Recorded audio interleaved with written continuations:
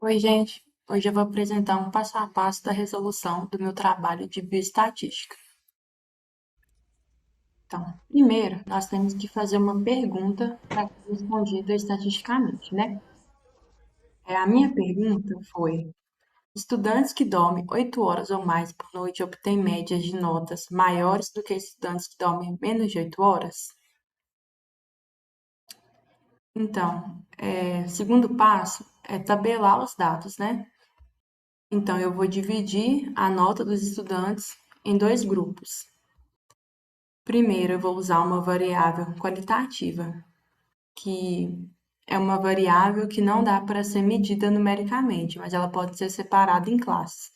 Então, a primeira classe é dos estudantes, né, que dormem menos de 8 horas, e a segunda classe é dos estudantes que dormem por mais de 8 horas ou mais.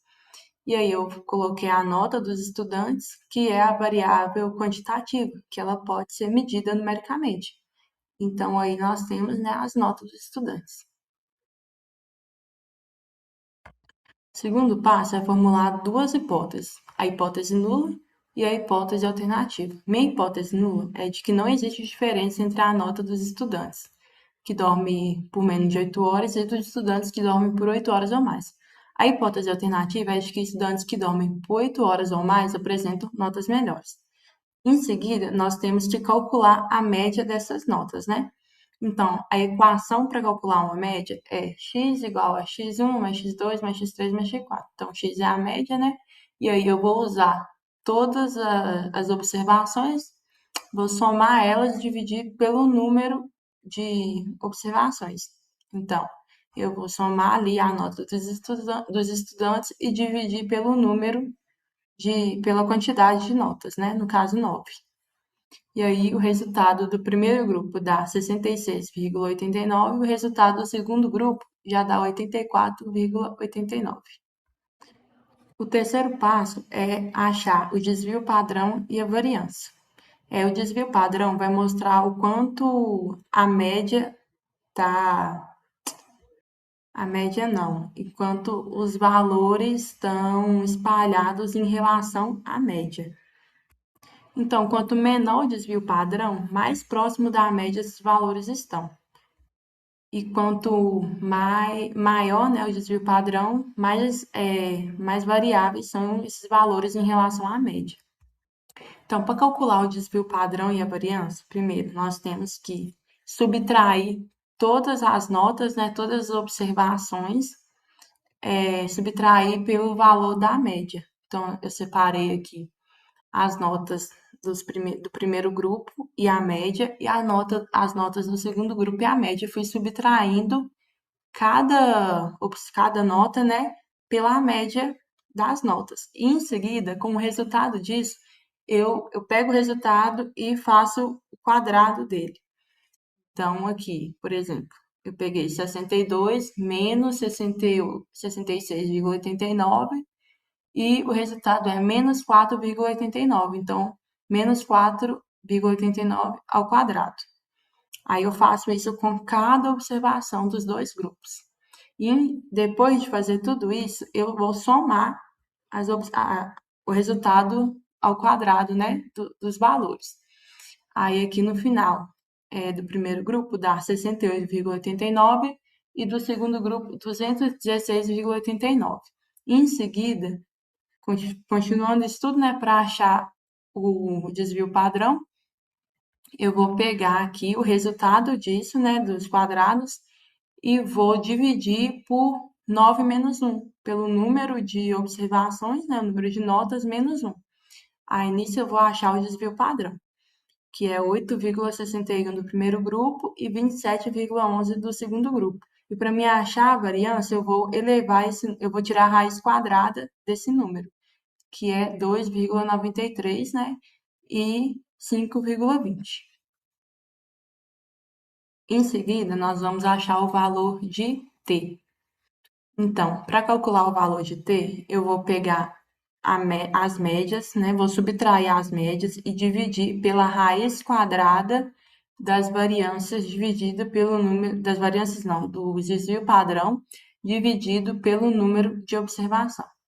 Então, Primeiro, eu resolvi ali, né, a raiz quadrada de 8,61 dividido por 9 mais o 27,11 dividido por 9. Então, 8,61 dividido por 9 é 0,956, mais 3,012, que é o valor de 27,11 dividido por 9. E, em seguida, eu faço a subtração das médias, né, que vai dar menos 18,03. Então, de novo, né, continuando a equação, eu vou pegar menos 18,03 e dividir pelo valor, pela raiz quadrada de 0,956 mais 3,012, né? Que é o valor dos desvios padrões. Então, eu vou fazer a raiz quadrada de 3,956, que dá 1,992, que vai ser menos 18,0 dividido por 1,992, que vai dar 9,066. Esse é o meu valor de t. Então, mesmo se ele tiver negativo ou positivo, não faz diferença, porque isso é só em relação à ordem, né, das médias. E aí eu preciso achar o grau de liberdade para olhar na tabela do t. Então, o grau de liberdade sempre vai ser N1 mais N2 menos 2, N é o número de observações, né? Então, como eu tenho 9, vai ser 9 mais 9 menos 2, que vai ser 18 menos 2, e o meu grau de liberdade vai dar 16. Então, logo em seguida, eu olho aqui na tabela de T, o grau de liberdade, e aqui eu tenho que achar aqui os 5% de significância. Então, meu 5% de significância vai dar 2,120. Esse é o valor de T crítico, né? O meu T deu 9,066. Então, esse valor está muito além do T crítico.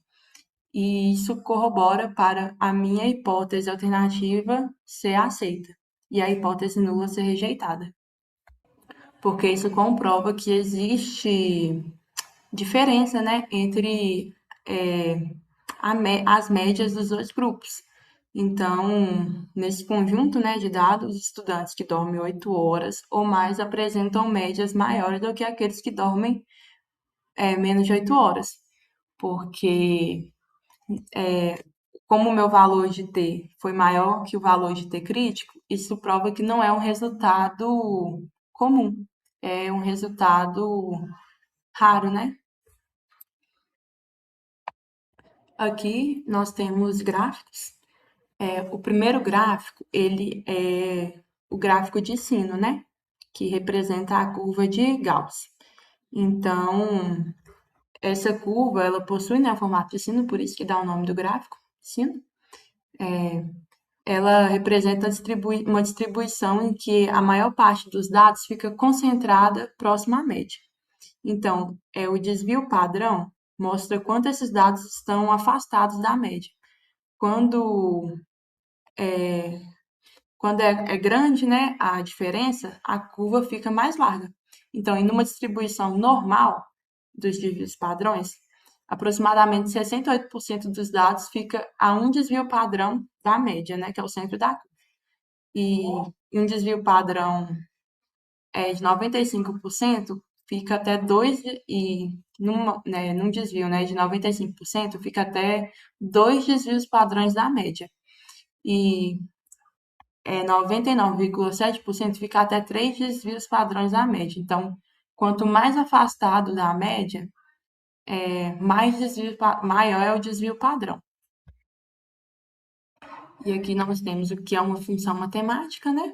Então, uma função matemática é uma relação entre duas variáveis. Para cada valor de x, existe apenas um valor correspondente de y.